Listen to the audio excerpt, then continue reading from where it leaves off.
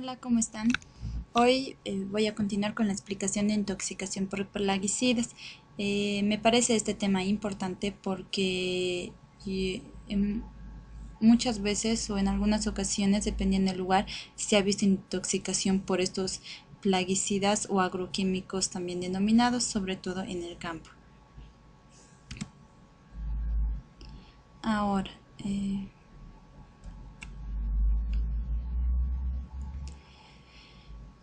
los diferentes tipos de plaguicidas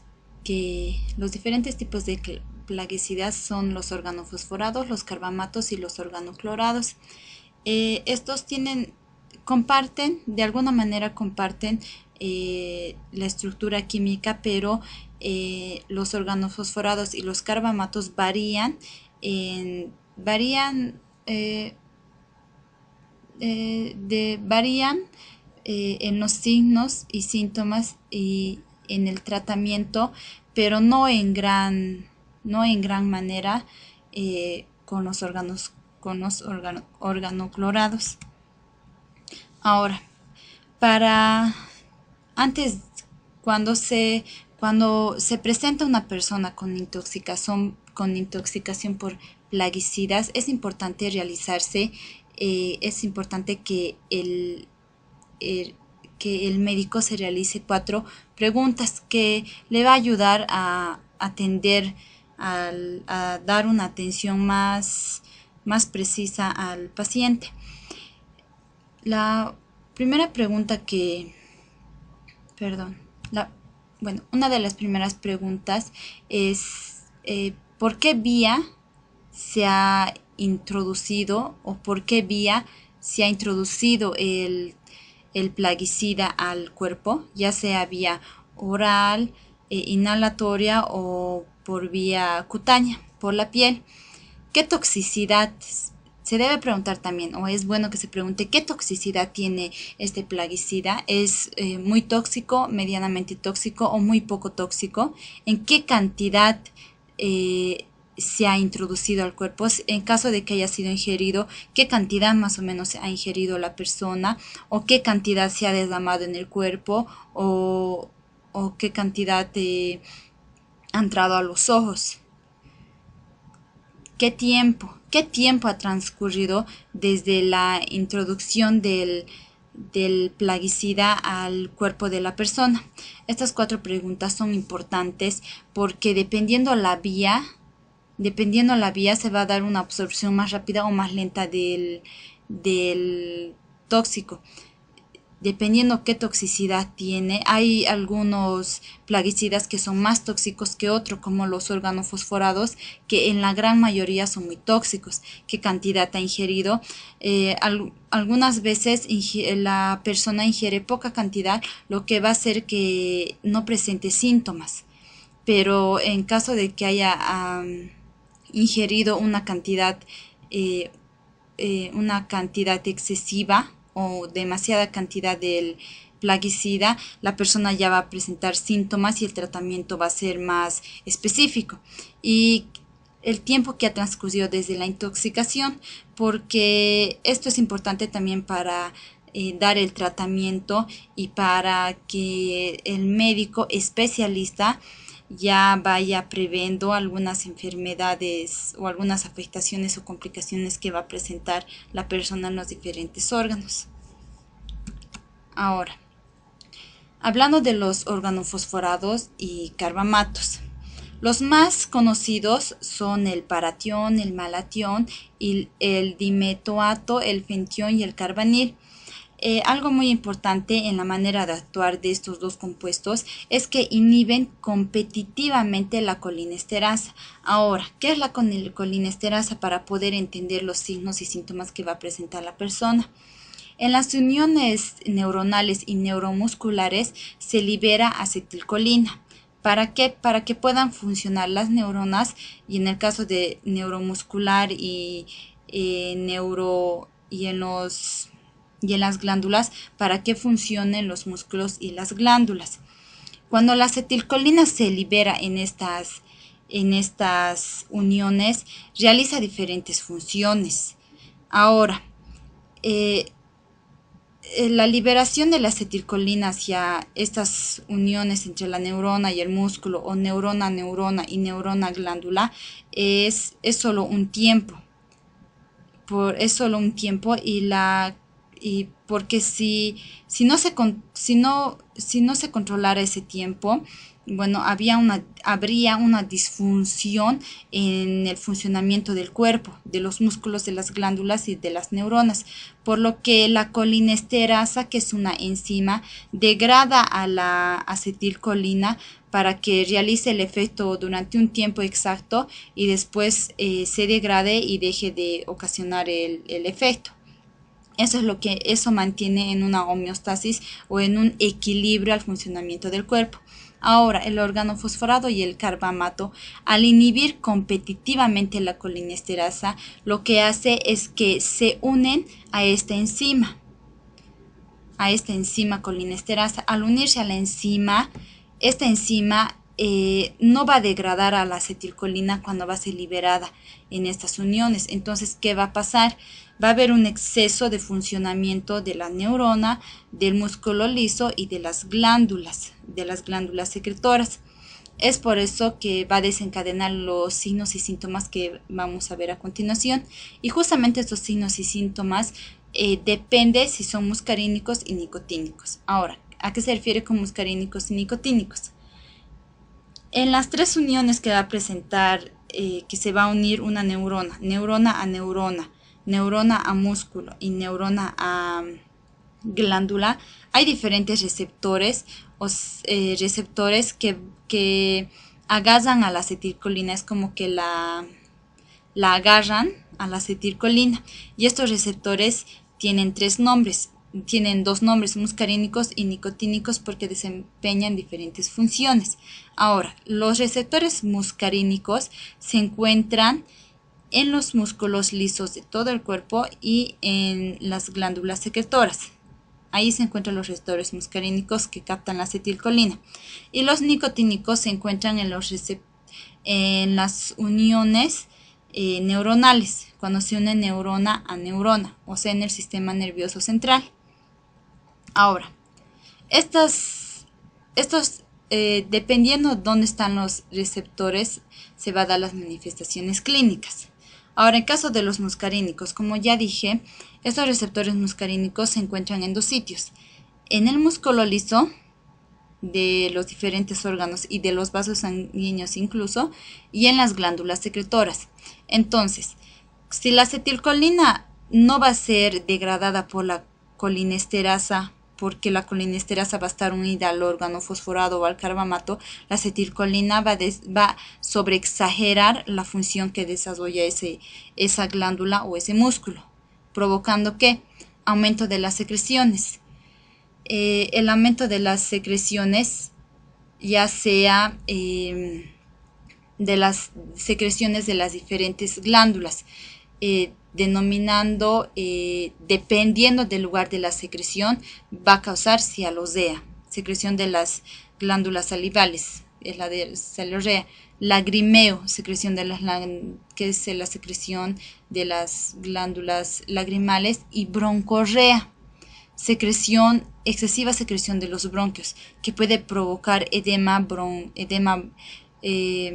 bronquial y una depresión de la función respiratoria. Además, va a causar vómitos y diarrea. ¿Por qué vómitos y diarrea? Ya que estos receptores se encuentran en el músculo liso de todo el cuerpo, se van a encontrar en el músculo liso gastrointestinal, y lo que causan es una contracción de los intestinos. Entonces, si la contracción no se va a regular, va a continuar y va a producir vómitos y diarrea. Incontinencia urinaria, porque al encontrarse justamente estos receptores se encuentran en los esfínteres urinarios, y va a causar una relajación de los esfínteres. Entonces, ¿qué va a pasar? La persona no va a controlar la orina y va a tener incontinencia urinaria. Y miosis en los ojos, cuando las pupilas se encuentran muy pequeñas, casi como puntitos, y bradicardia y arritmias en caso del corazón. ¿Por qué? Porque la acetilcolina a través de los receptores muscarínicos en el corazón disminuye ¿cómo puedo explicar? Disminuye la, la despolarización, disminuye la despolarización de las células cardíacas y de las células conductoras, las de His y el nodo sinusal. ¿Esto que trae? Que el corazón lata muy lentamente porque no tiene señales, disminuye estas señales que van en el corazón. Disminuye las señales eléctricas que van en el corazón. Entonces, al disminuir las señales eléctricas, el corazón va a latir lentamente y va a producir una bradicardia, una asitmia y además una hipertensión arterial. ¿Por qué? Porque los vasos sanguíneos se van a contraer por el efecto muscarínico de la acetilcolina. En el caso de los receptores nicotínicos, como dije, se encuentran sobre todo en el sistema nervioso central. Entonces, ¿qué va a hacer? Va a causar un desequilibrio a nivel de todo el cuerpo, una debilidad muscular generalizada, porque me olvidaba, perdón. Además, los receptores nicotínicos, aparte de encontrarse en el sistema nervioso central, se encuentra en tres partes: en el sistema nervioso central, en los músculos esqueléticos, o sea, los músculos voluntarios, y en la médula adrenal. La médula adrenal, que se encuentra arriba de los riñones y que secreta diferentes hormonas como adrenalina y dopamina. Ahora, si la acetilcolina va a estimular a estas tres partes, ¿qué es lo que va a producir? En el caso del músculo esquelético, una debilidad y una fatiga muscular generalizada. En el caso de los músculos respiratorios, una parálisis de los músculos respiratorios, ya que inerva a nivel central, va a provocar fiebre, o sea, hipertermia y convulsiones. Y al estimular también el sistema nervioso central y producir la liberación de adrenalina y dopamina, sabemos que la adrenalina y la dopamina actúan como hormonas y como neurotransmisores que hacen que se eleve la frecuencia cardíaca,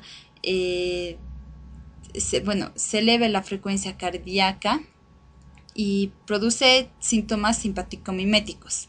¿Cómo nos podemos acordar de eso? Es como cuando ves a un chico simpático. ¿Qué hace? Se acelera tu corazón, te pones nerviosa, tus ojos se abren, las pupilas de tus ojos se dilatan, a lo que denominamos midriasis. Entonces va a producir eso: taquicardia, arritmia y midriasis en algunos casos. Ahora, ¿cuál es las manifestaciones clínicas ayudan a llegar al diagnóstico de la intoxicación por plaguicida, pero además es importante preguntar al paciente que se ha intoxicado o a las terceras personas que estén con él qué es lo que ha tomado, en qué cantidad y todo eso. La anamnesis más las manifestaciones clínicas más los exámenes nos ayudan a llegar al diagnóstico. Se hace una analítica general, se hace la determinación de colinesterasa en hematíes, que es más exacto, o en caso de que se encuentre en el centro sea muy alejado o no cuente con la determinación de colinesterasa en hematíes, se hace esta determinación en el plasma.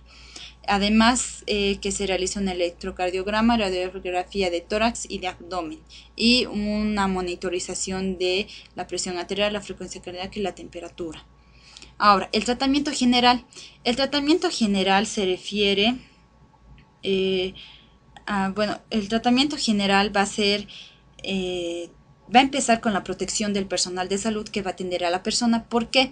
Porque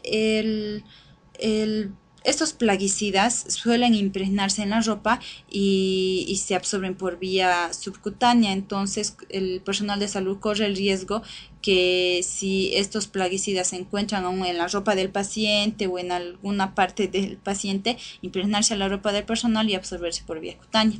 Entonces, la protección personal del paciente con guantes, ponerse mandil, guantes, barbijo, los lentes, etcétera.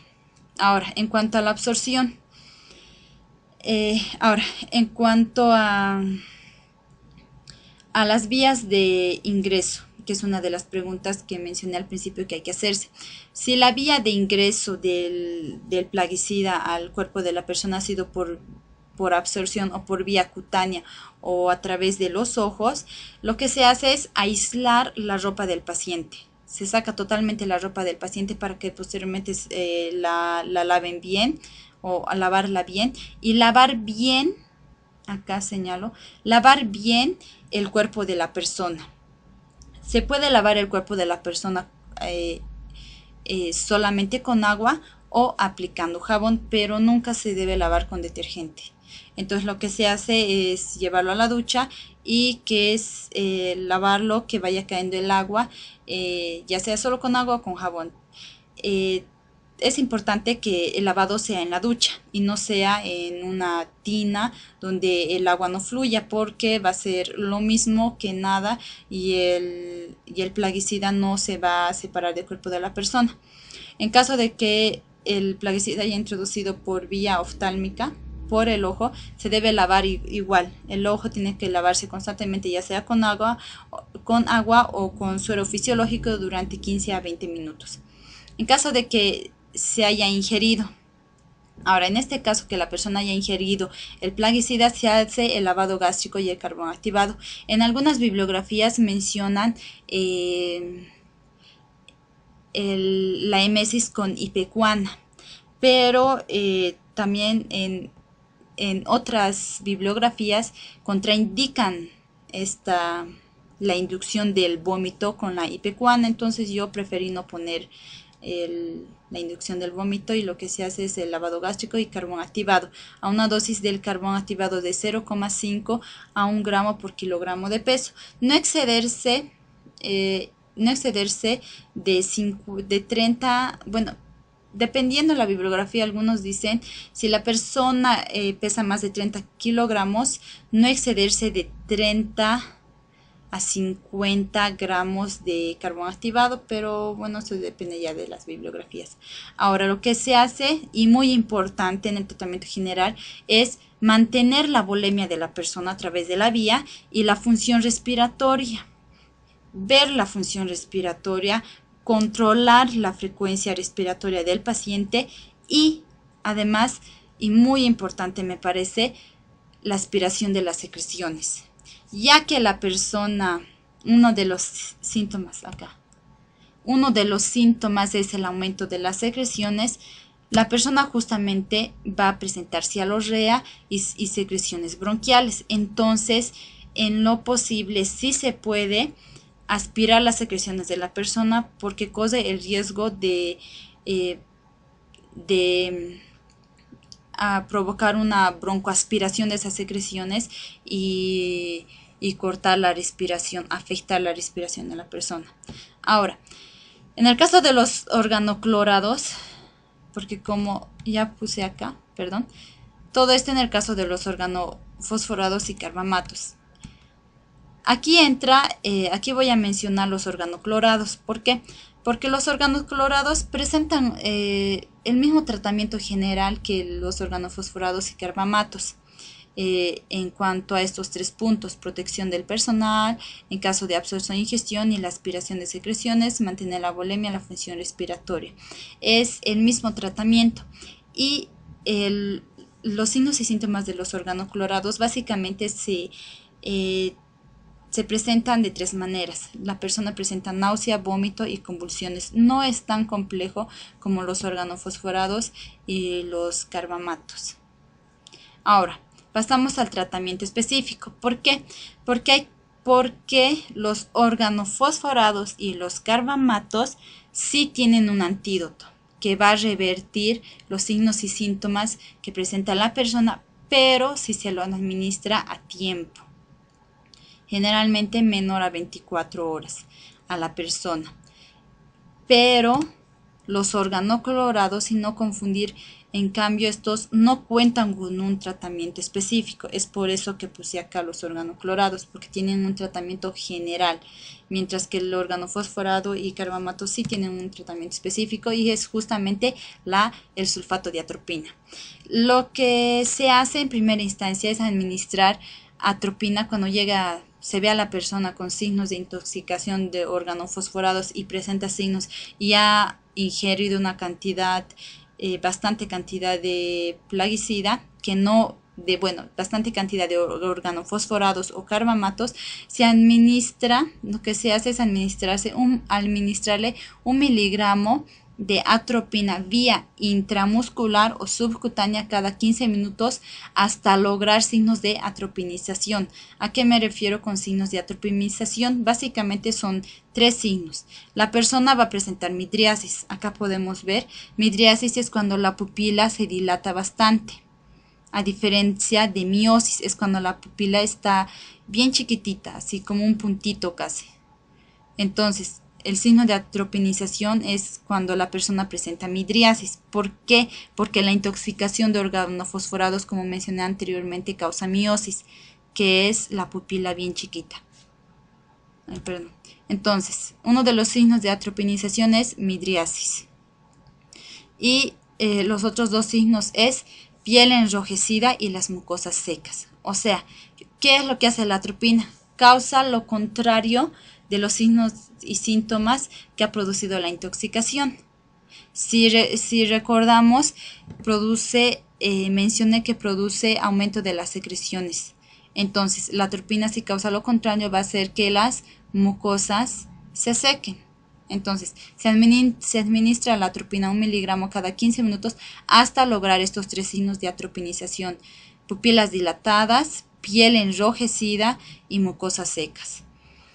Si no se logra esto, si no se ve estos signos de atropinización en la persona, se debe mantener la administración de atropina cada 30 minutos. En algunas bibliografías refieren que no se debe dejar de pasar atropina a la persona hasta que llegue a un centro de terapia intensiva, pero yo creo que hay que valorar eso. Y el tratamiento final o más específico de la persona con intoxicación va a ser el ingreso a terapia intensiva, donde seguramente le van a administrar atropina por vía intravenosa, o sea, ya por vía intravenosa. Entonces es importante llegar a estos signos de atropinización, mantener la atropina cada 30 minutos, pero, sí se puede mantener, como dice acá, mantener atropina cada 30 minutos hasta que pueda llegar a un centro de terapia intensiva, pero no pasarse de la dosis, que es 1 miligramo. La dosis que es 1 miligramo, en algunas bibliografías refieren de 1 a 2 miligramos. Bueno, eso es todo. Gracias.